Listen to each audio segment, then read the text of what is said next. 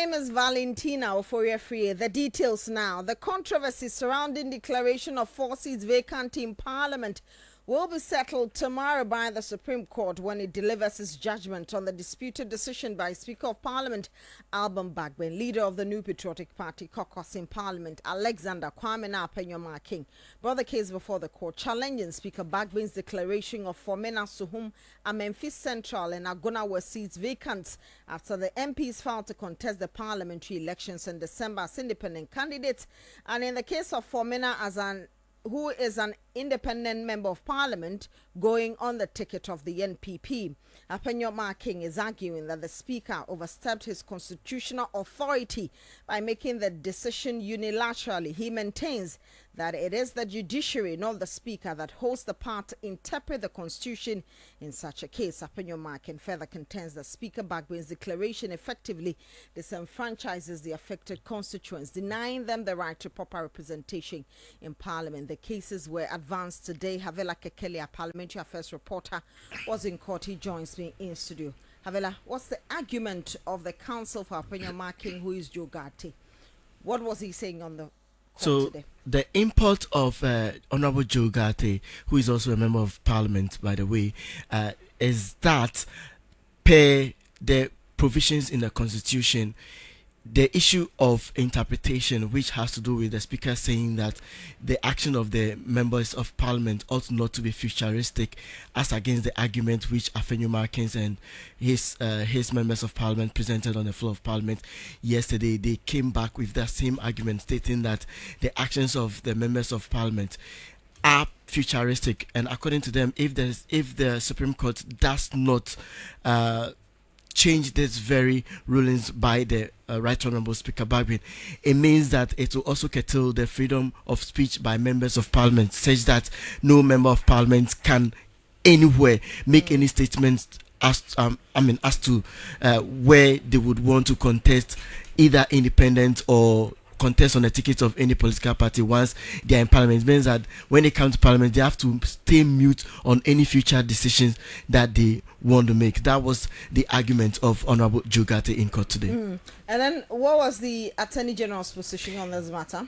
The Attorney General made several positions, one of which has to do with precedent. Okay. And the issue of precedence, which the Right Honourable Speaker relied on to make, his declaration in Parliament, came up, and he is saying that the previous decision by the Right Honourable Speaker Michael Kwe was unconstitutional, and that the fact that an unconstitutional ruling or activity has taken place in Parliament doesn't mean that it ought to continue in that order. Did he talk about why he didn't contest it as Attorney General, because he was Attorney General at that time? So he notices that there's an unconstitutionality, and the Minister for Justice and Attorney General decides not to talk about it. He made no mention of that at all. Okay.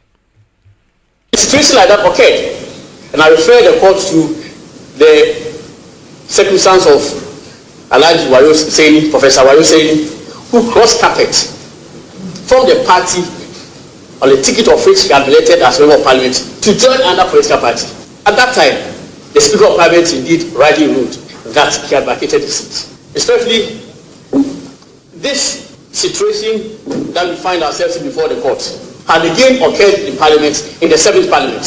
The Speaker of Parliament, just like the current Speaker, ruled that they had no vacation of seats. My respectful submission on that point is that such ruling was erroneous. The ruling that affected the status of Honorable Isiama Mariri, I laugh because the gentleman has suffered a lot. The last Parliament, he was declared to have been to have vacated his seat. This Parliament again too, his seat has been vacated. One person. He suffered a lot. So my lady, and my point is that no matter the number of times an unconstitutional act is repeated, it has not ripened into constitutionality. This court has said in numerous cases. So you are rounding up? Yes, this court has said in numerous cases. It started from before the Attorney General up to the recent matter, ex parte charge or so. Yes, ex parte charge. 2007, 2008, Supreme Court of Ghana report, volume 1, at page 213. that an unconstitutional act, no matter the times repeated, especially, does not ripen into constitutionality. So the fact that the previous speaker had ruled that Mr. Esema Mwako had vacated the seat, and that is being sought to be used as a precedent today, does not mean that it's constitutional. So that's the Attorney General and Minister of Justice, Godfrey Adame. However, today we noticed that the Speaker of Parliament, his lawyer or legal counsel, was not in court, and the Chief Justice talked about it. What happened? Yes, so we were all expecting Tadiosori to be present today because, in fact, the substantial case, hearing of the substantial case, was as a result of Tadiosori's plea to the court to give him enough time to file their case before the court, or their response. So we were all surprised when they didn't turn up today, but then the Attorney General did not find that lightly at all, and he said that his absence was an insult to the court. That's quite interesting. Before we play that sound, because I remember that particular day when the Chief Justice was asking Mr. why they had not filed their particulars, and he was like, oh, he'd not gotten the directive from his counsel. The Attorney General said it was not compulsory for the Speaker to be represented. In fact, he was not a party to that matter, so he didn't need them to be part of it. And the Chief Justice was very categorical that he was giving them up to the last week, Thursday, for them to file. So I was surprised to hear the Attorney General talk and not take kindly to the absence of the Speaker's Counsel. Of course, from my perspective, I think it's very right to raise questions because once the judges didn't find it needful to actually listen to what he said or even make a decision on that, and went further to grant Tadiosori that leverage of time to file his response, then it ordinarily meant that they were expecting him in court today. Honorable Attorney General, I think at the last agenda, if my memory serves me right, you also said, when we asked that you should file processes, he said he had instructions to deal with the matters that he did, and therefore he will go for further instructions. So if he has not been employed again, no. But my recollection is that was before the firm agreement and then statement as to when processes will be filed by the court. That was before it. But that's fine. That's right. Of course, being entirely the prerogative of the first defendant to file anything at all. Respectfully, I think that if the first defendant came before the court at the last agenda represented by counsel made representations before the court to file submissions at a certain point in time, elects not to do so, and then for no reason at all, elects also not to appear before the court. Clearly, that is disrespect to the court. I made this observation because I'm the Attorney General, leader of the bar, and all that. Such conduct, with all respect, should not be tolerated by the court. Leave it to us, Mr. Attorney General. Leave it to us. I would rather advise that as a member of the bar for which you are the leader, you should reach out to him at the close of these proceedings to find out if everything is all right. Indeed, my friend, the Chief State Attorney, reached out to him on Friday to find out if processes are done by him. So now, I bet, hardly did we expect that he would not even show courtesy to the court by not showing up. So that's the Attorney General and Minister of Justice, Godfrey Adame. Havela, so after courts, there was some engagement with the media, the plaintiff, especially Alexander Afenyo Markin.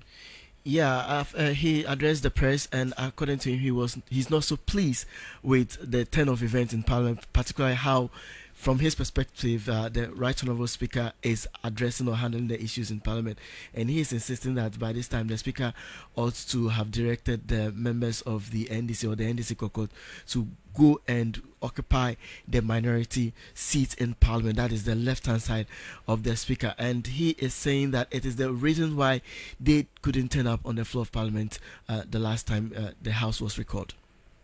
The peace of Parliament is entirely in the hands of Mr. Speaker. If you follow the chronology of events, Mr. Speaker could have done better. You are saying you have received the court process and that you have not declared the NDC the majority. Now that they are sitting on our seat, what are you going to do, Mr. Speaker? Mr. Speaker told me that that is a responsibility of the clerk. He later repeated the same thing to the Council of State and the Peace Council. The clerk to Parliament made sure that he had arranged our seat, the majority caucus, our seat, at where we are supposed to sit, the right of Mr. Speaker. Place our name tags there. The NDC came to remove them.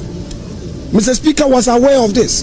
He watched and continued with the proceedings, where I think Mr. Speaker failed the nation and failed our democracy. And I do so with utmost respect.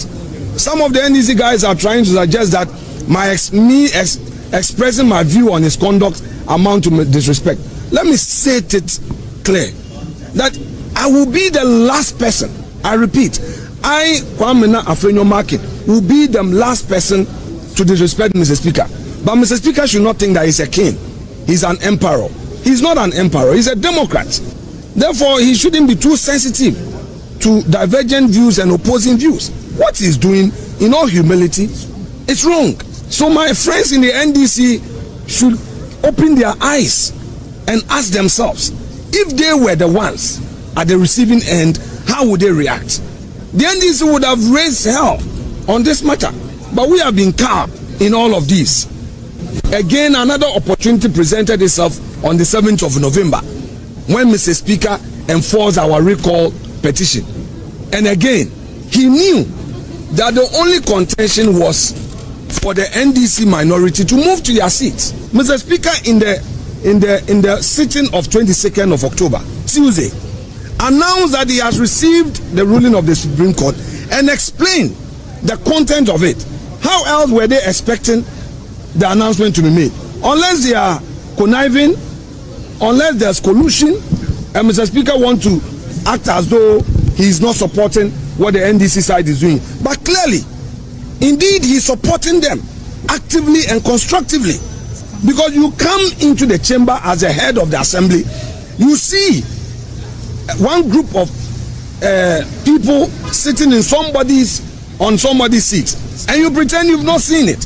You've dislodged them and rather spin it to say that the majority that called for the recall had refused to be present in the chamber. To be in the chamber to sit where? Now, MPP in Parliament is bleeding.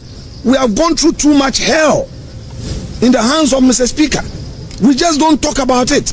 We've managed the situation for far too long.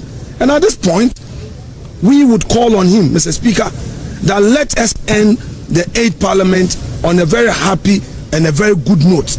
Let's work together.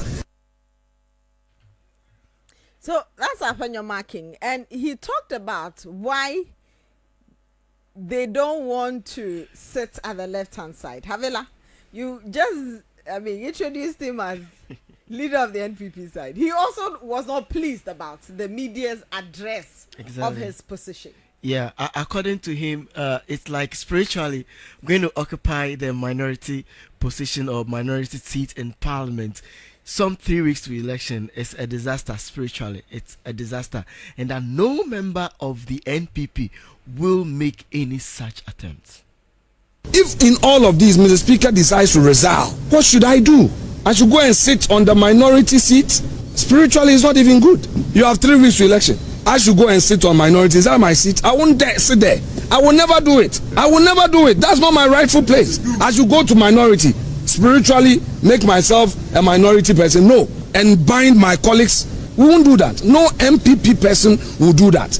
In any event, we were privy to certain things that we cannot make public. That if our colleagues had entered the chamber to attempt to enforce their rights, perhaps we wouldn't be here. I urge all of you, the media men, stop describing the MPP majority as the MPP caucus.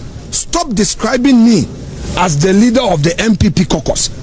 As part of your journalism, your job is to follow the law, to disseminate right information. Any media house who needs clarification must seek clarification from the court.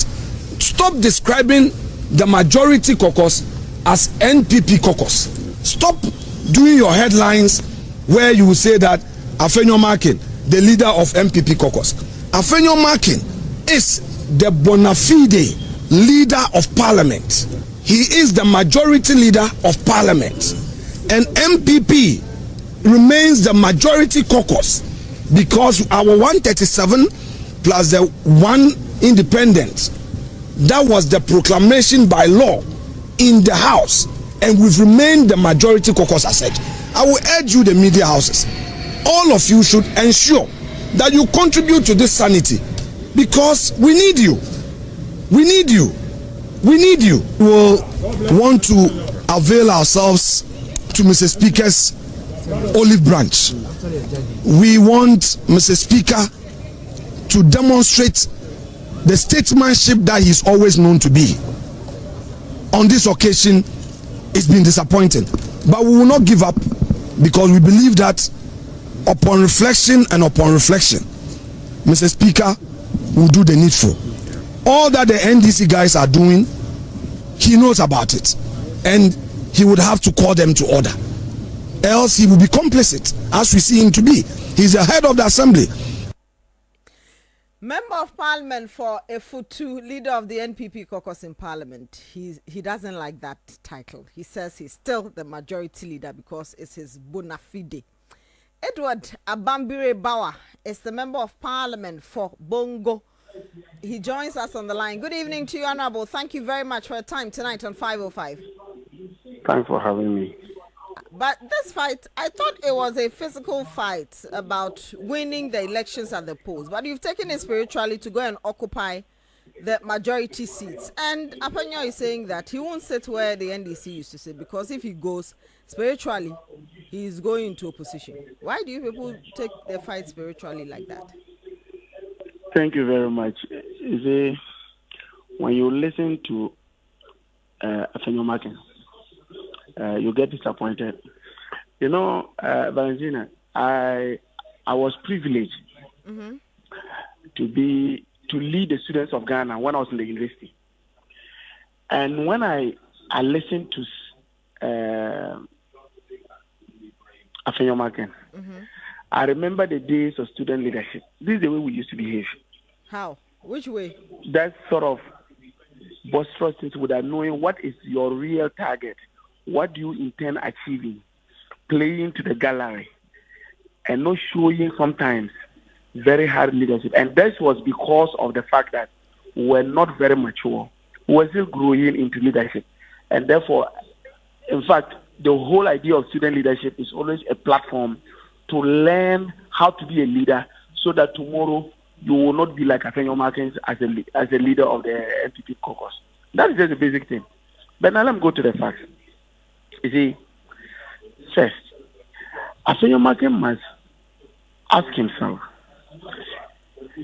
whether he wants to choose between being the leader of government business and being the leader of any majority caucus.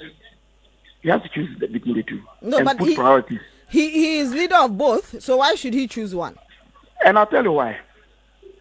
You have 3 weeks to an election. You have business in the House that you want to get through. You have brought bills trying to establish about 8 public universities. You have tax waivers you are struggling to let us grant as Parliament. You have Supreme Court judges, you want to see them vetted and then approved. They've already been vetted. Is the approval that's pending? That's the point I'm just trying to make. You have all this. Now the question is, do you want to get these things done before December 7th? Or you just want to be called a majority leader?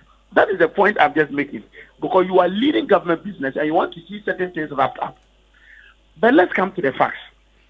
You see, I am going to give you the last one and the previous one. Okay. In this last one, you invoked the provisions of the Constitution to ask Mr. Speaker to recall Parliament. And usually when you recall Parliament, there are certain reasons why you are recalling Parliament. As part of parliamentary practice, when that happens, because we went on break and we are back, you have what we call a business committee meeting, which is chaired by Mr. Speaker, where the leadership will meet with some members to decide. So, for example, in this case, it was a recall to decide how the House was going to conduct the business within the period of a recall. It will even schedule each of the items that had been listed as reasons for the recall. They will schedule days for it and bring it to the House for approval. And therefore, that becomes the guiding work plan for us as we stay in Parliament. Now, you did a recall. The way it came to business committee meeting, you didn't attend. But in his defense, there's a reason for the recall. And that was part of what they wrote to Mr. Speaker and accepting. So there was no need for a business committee meeting. He said in the last briefing, when Parliament was recalled and they didn't come on the floor, that he told the clerk to just copy or reprint the reason for the recall as the order paper for that day. Mr. Speaker will have to know exactly what has to be done. You remember that for all our activities, in fact, even after business reports are approved by the plenary, on daily basis, leadership meets with Mr. Speaker to decide even on that day, even if you agree that you are going to discuss Class FM.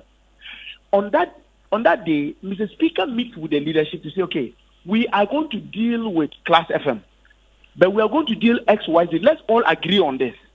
So when it gets into the floor of the House, there's no surprise. So those things are even done. So if there was supposed to be a business committee and you didn't attend, Mr. Speaker did not have any document to deal with. That's the first point. Fast forward. Mr. Speaker was still ready to come to Parliament. And again, let me make a point. So at that particular business committee meeting, the issue of even where you will sit could have been trashed. Because there you would have indicated to Mr. Speaker that, Mr. Speaker, that as we go in, because of the court's ruling to say your whatever, whether it's a ruling, whether it was an opinion whatever it is, or a position. Yes. What is your right? So the business committee would have taken the decision, and then Mr. Speaker could have said, okay, on the basis of this, when we go, ensure that these leaders, ensure that your members go X, Y, Z. This is done. You didn't come there. Mr. Speaker comes and enters Parliament. Now, when he enters and takes his seat, as he's sitting, he is not too sure who is sitting where. There are a number of times where you will see that even he, Afenyo, will come and sit at where maybe the minority people are seated, because he may be having a discussion. Particularly when we are no longer using the chamber. We are now at the conference center. So it is not our traditional chamber. I get my point. Yes. Indeed, sometimes now, by law, when Parliament is in session, unless you are permitted, you can't enter into Parliament. You become a stranger. Yes. But in the current place that we are now, you see people entering and walking out. Because it is not put in the form of like how the Parliament is, than which Mr. Speaker talked about the horseshoe. That's the first one. Two, in the seventh Parliament, we had MPP members of Parliament who were seated at the left-hand side of Mr. Speaker, because the numbers of the MPP were so high that they came and sat at part of where we were seated. Indeed, the current second deputy speaker and the late MP for Kumewu, Baswa, used to sit closer to myself and Zenato. So even though they were MPP members, they were seated with us, and Parliament went on. So even if you felt that, according to his own logic, NDC people, some of them were seated there. When Mr. Speaker entered, his first thing was to look whether it was even possible to start sitting. Because as per Justice Abdullah's ruling in and also supported by the Constitution, what the Supreme Court said, and the Constitution and then our standing order says, is that even for sitting to take place, not for voting, you must be a quarter of members of parliament, and we're not up to a quarter of the total number of parliament. So Mr. Speaker could not even technically commence sitting. So he comes and he realizes that you just had about 70 members of the minority in the chamber. Then he says, look, one, we do not have even a quorum to start the business. Two, I do not have before me any business report that seems to suggest what we are going to discuss. And three, no other paper. The people who did the roll call are not in the chamber.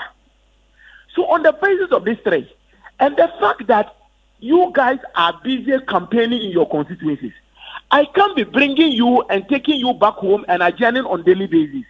So I am again adjourning the House till they die.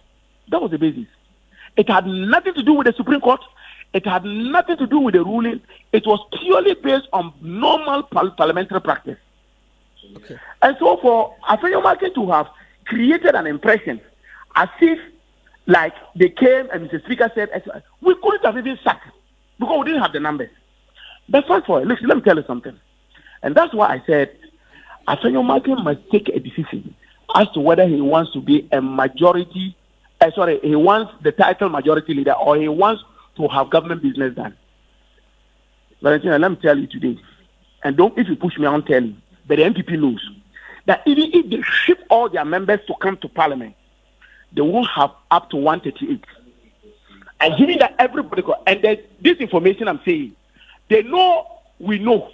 We have not said it. We have not put it in public because of sometimes human behavior and the way we have to be very careful about ourselves. But if there was a record and they even ship all the four people, all their members who have decided to go independent, and they come, they won't get 138. They won't. Because it's very close to elections and everybody is campaigning. No, assuming that they get everybody from the constituency to come, they will still not be able to get 138. Why?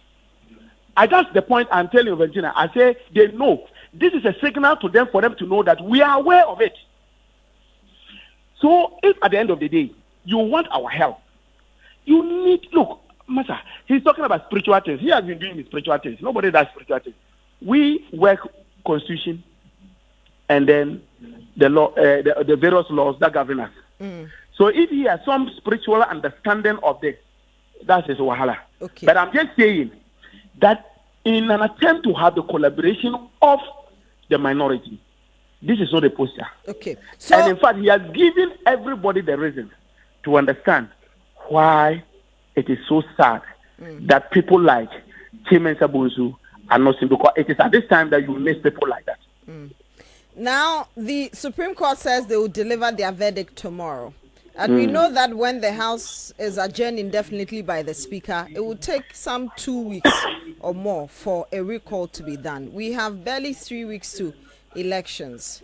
If the Supreme Court rules tomorrow, upholding the Speaker's decision, no cause for alarm. But if the Supreme Court decides that the Speaker's ruling or opinion is wrong and that the 4 MPs should come, the NDC is now still then minority, will you accept it? My sister, me, as I speak to you now, I am just saying that whatever the case is, we still need to come to Parliament to vote on the budget on account for the first 3 months of the new government that will come in January. You understand? Can that be done before the 7th of December? Oh yes, it's going to be done. Okay. It will be done. But we will need, it's a constitutional provision. So Mr. Speaker at one point will recall for us to at least come from the finance minister to present a budget for the first 3 months of the new year. government. And so it is by law. So we'll do that. Because if you don't do that, by the 1st or 2nd or by the 1st of January, you cannot pay workers. But that can be done after the December 7 elections, can't it? No, so usually it is better it is done, because the law also says that in November you need to read the budget. Yes. You understand? So that by 31st you can have appropriation being done. So they will definitely come. So we will definitely come back to Parliament.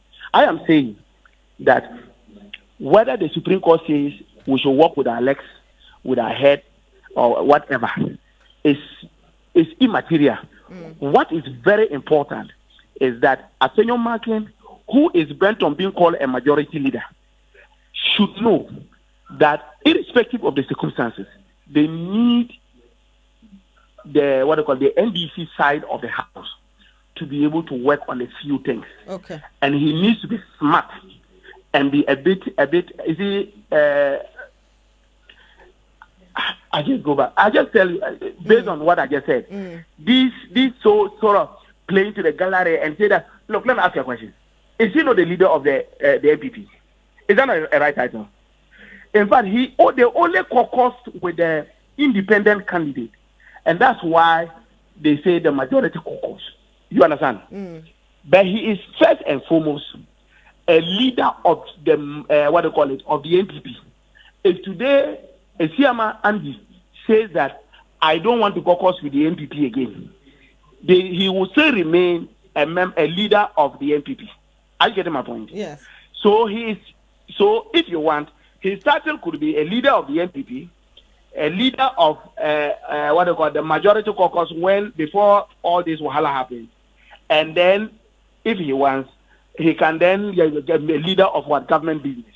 You understand? These are all titles you can use to describe him. As to his fixation of the title majority leader, I'm surprised about it, and I don't know. And that's why I said that he is minor on the trivialities and majoring on the most important things. Yeah. Okay. We are very grateful that you join us. We'll see what happens at the Supreme Court tomorrow. Member of Parliament for Bongo, Edward Abambire Bawa. Let's talk about the spiritual matters now. Alfred Jikunu is a spiritual scientist. He joins us on the line. Good evening to you, sir. Thank you very much for joining us on 505. Thank you. Mr. Jikunu, help us appreciate the spirituality of this. So, Afenyo Markin, leader of the NPP caucus in Parliament, has stated categorically that he is majority leader. The NDC says by the declaration of 4 seats vacant speaker, they have become the majority. So anytime Parliament is in session, they go to sit at the majority side. People are asking Afenyo Markin why he will not go and sit at the minority side with his people and argue his case out because the Supreme Court stayed the speaker's enforcement of that decision. He says 3 weeks to election, spiritually, it's not good because if he goes to sit at the minority side, it means he's taking his party to opposition and he will become minority leader. Is that true? Yeah, that is very true. Because first, let me greet your listeners and your panelists. I'm greeting all of you. This year election is going very seriously with this spiritual issue. Okay. It's true that if MPP go into the minority side, is the fact that is taking them to position. That is the fact. Because you have already give yourself out, you are pushing yourself into a position already. So what Afenyo Markin is saying is true. Because I'm saying it very seriously that this year, this election is in a crucial place this year. So, and then there is a lot of spiritual issues involved. That is a fact. In a crucial place, meaning we don't have a clear winner yet? We have, from my side, we have the clear winner. But one thing is we don't want to put it up there. Why? You see, my place is not good for us. But in my people who are close to me, we have both MPP and NDC among us. Okay, so you don't want to cause any confusion. So yes, I don't want to bring that up. Okay, so if what Afenyo is saying is true, then does it mean that the NDC people now occupying the majority seat makes them majority in the next parliament because they have taken over the majority then, spiritually? You see, if I want to speak from the spiritual side concerning what is happening, it's rather not helping NDC. How? for what they are fighting for. Yes. How is it not helping them? It will rather send them to rather straight to position. But the NDC is already in opposition. No, I mean, it's going to send them to remain into the position. Okay. So what NDC is doing now, occupying the majority seat, will send them into becoming majority or minority? It will still send them to minority. Why? That is why I said the spiritual realm, something is happening. So the NDC should vacate the majority seat, is that it? I think that will help them. And give it to Afenyo. So yeah, they should give it to the MPP where they are sitting. They should give them back to their seat. So if MPP goes back there, then NDC remains a minority, then they will become majority. You know, let me give you something concerning this. You are pushing me into the wall, but I will speak. Okay. This year election, the majority, which 2024, it will still be the same. NDC will have to get it. This year. Okay. This year, the 7th December election, NDC is going to take the majority side of the seat. In Parliament? In Parliament. Okay. And then the minority will go to the MPP. Okay. And then the presidential is going to MPP. Oh. You have pushed me to the wall to say it. Okay. So the majority is going for NDC still in the Parliament. This is an issue. So from what you are seeing, NDC is going to get more seats in Parliament and be the majority and have a speaker. NPP is going to be minority, but they will win presidency. That is it. From what you've seen? Yes, that is what we have seen from the state realm. Can anything change? We try from, you see, we will see from on the 2nd January. And then we try from June 2nd to see if we can get a change. We couldn't get a change. Because the spiritual realm, they said the both parties, which is MPP and NDC, they have to go to their where they get their vote from. Their strong votes. NDC is supposed to bring their running mate from Bota region. And then NPP is supposed to take their running mate from Ashanti region. And then NPP have done so. NDC didn't do that. So the spiritual realm, they turn it to the NPP for them to have the presidential. Okay, so there's going to be a lot of skirt and blouse. Yeah, that's definitely. Okay. Yes. Oh, Mr. Jikunu, thank you very much for joining us. Alfred Jikunu is a spiritual scientist. You can